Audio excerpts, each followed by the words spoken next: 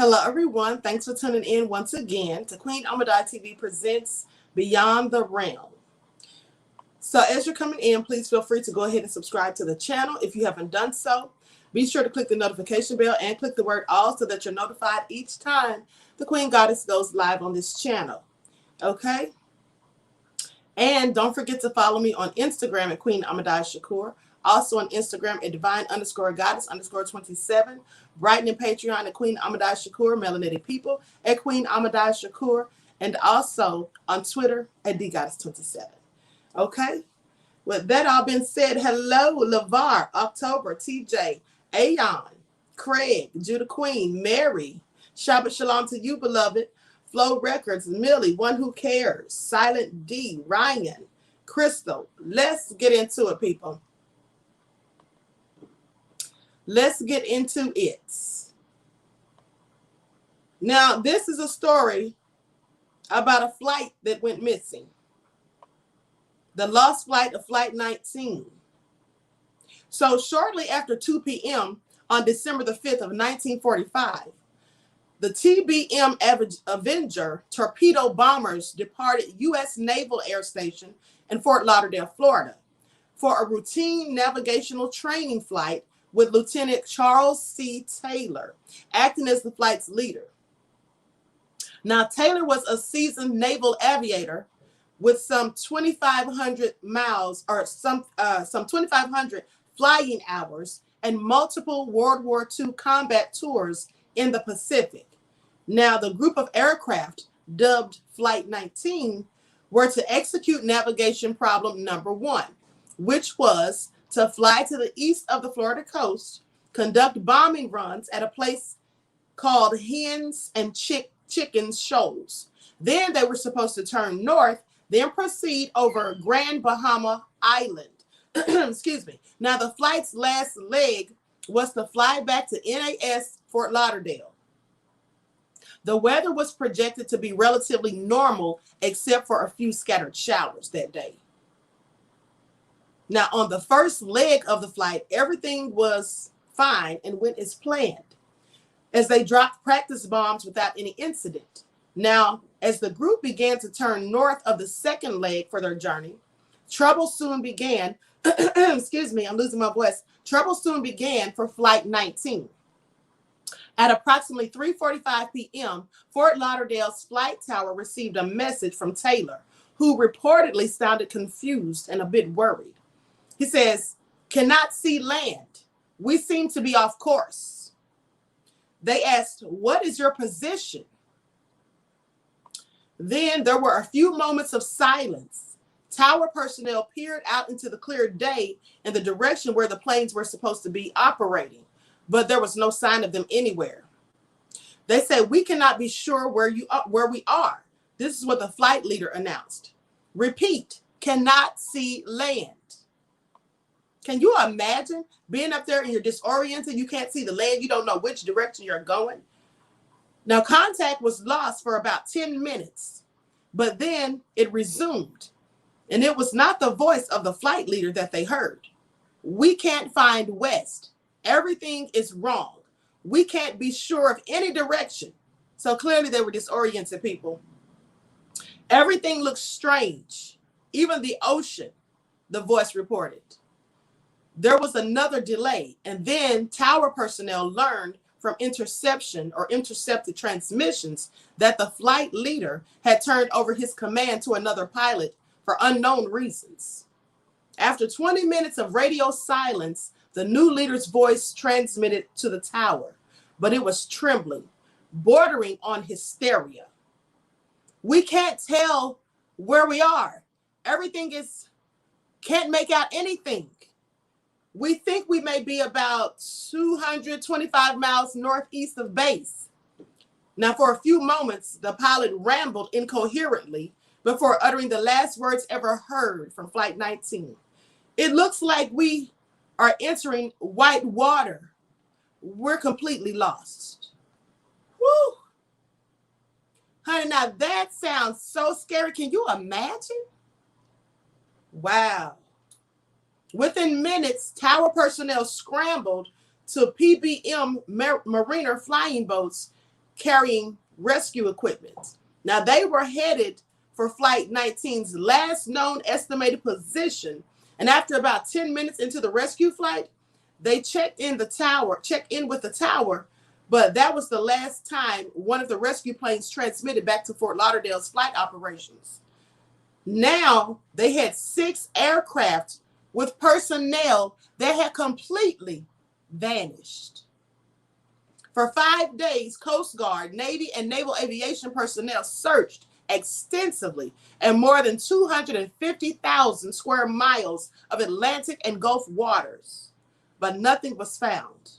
No aviators, no wreckage, no life rafts, or even a oil slick, just nothing. The Navy launched an investigation into the incident, but nothing conclusive was ever found. 14 men were lost as a result of the Flight 19 tragedy. 13 were lost from the TBM Mariner attempted rescue. Can you believe that? All of them just vanished. Like, what the hell happened to them? That is real scary. The Bermuda Triangle, says QW Avil. That's what I think. Or as some people call it, the Devil's Triangle. Whew. That is just sad. But hold on, because there's another one. Now, this is the story of Malaysia, a Malaysian flight that went missing. Now, I don't think this one was that long ago. Malaysia Flight 370 was steered off course deliberately, according to reports. So every year, thousands of families are thrust into a state of limbo when a loved one suddenly goes missing. In one of the most eerie instances, when Malaysia Airlines Flight 370 vanished from the skies exactly 5 years ago this March. A lack of clues kept investigators from making sense of the tragedy, depriving more than 200 families of closure. Now, it's one of the many inexplicable incidents that continue to puzzle authorities and haunt the relatives that were left behind to pick up the pieces. Other unsolved cases range from those of the FBI.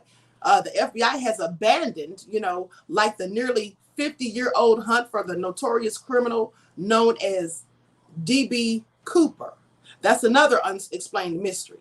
But now let's talk about this flight. So they say, in what is perhaps one of the most baffling and tragic aviation mysteries of all time, more than 200 people on a Malaysian Airlines Flight 370 disappeared. They just appeared to vanish in mid-air on March the 8th of 2014. Now, this article came out in 2019.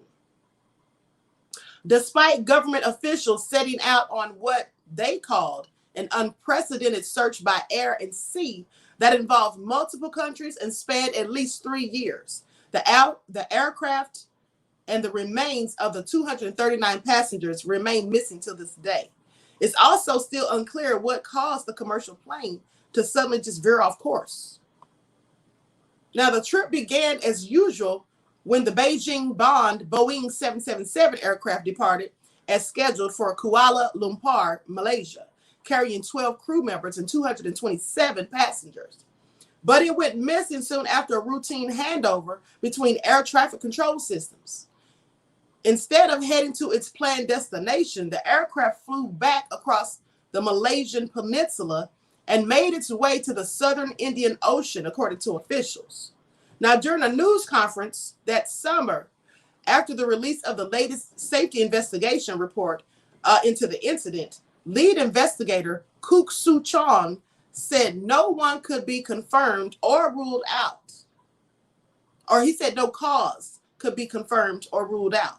He said, due to the significant lack of evidence available to the team, we are unable to determine with any certainty the reason the aircraft just simply diverted. At some point, though, the aircraft systems were manually turned off. But Koch said signs did not appear to indicate that the flight's pilots had maliciously cut off the communication. Now, some aviation experts had contradicted this conclusion in a 60 Minutes Australia special that aired in May of 2018. There was also the possibility that a third party illegally interfered, investigators think. Now, however, Koch pointed out that the unusual fact that no one has since claimed responsibility for the act. He says, who would do it just for nothing? Like they had to have wanted something, basically is what he's saying. So that's all clearly crazy. So I'm going to show you all this video. Hold on just a moment. I'm going to show you all this video. I was going to show you all the 60 minutes video, but that's kind of lengthy. So hold on. Here's a clip right here. Everyone, please get the likes up. Please like and share the video. Subscribe to the channel. If you haven't done so already, be sure to click the notification bell and click the word all so that you're notified each time I go live on this channel. Thank you in advance.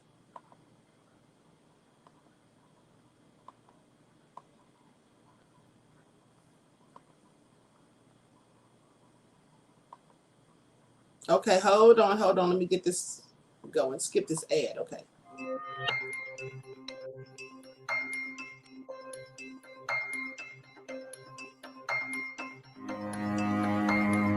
Belongs to the Southern Indian Ocean, according to the Malaysian government safety report.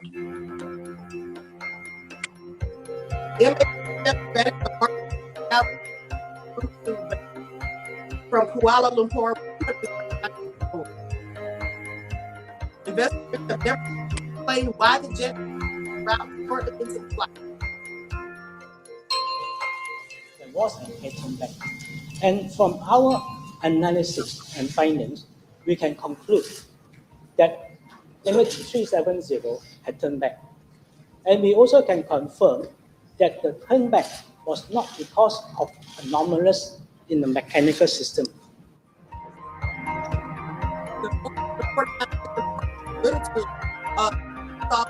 It's the biggest mystery. And unfortunately, there's nothing to suggest the plane.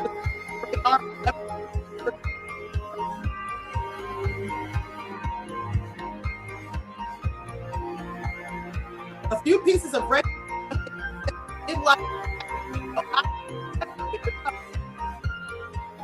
There's no conclusion, there's no answer. So would you say that you're satisfied or dissatisfied? No, we not. Definitely we not. They cannot even answer any of the questions.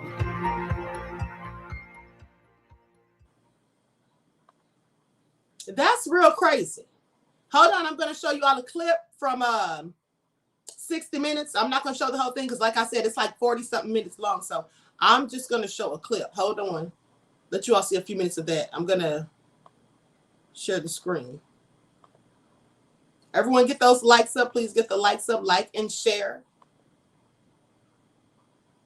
Okay, here we go.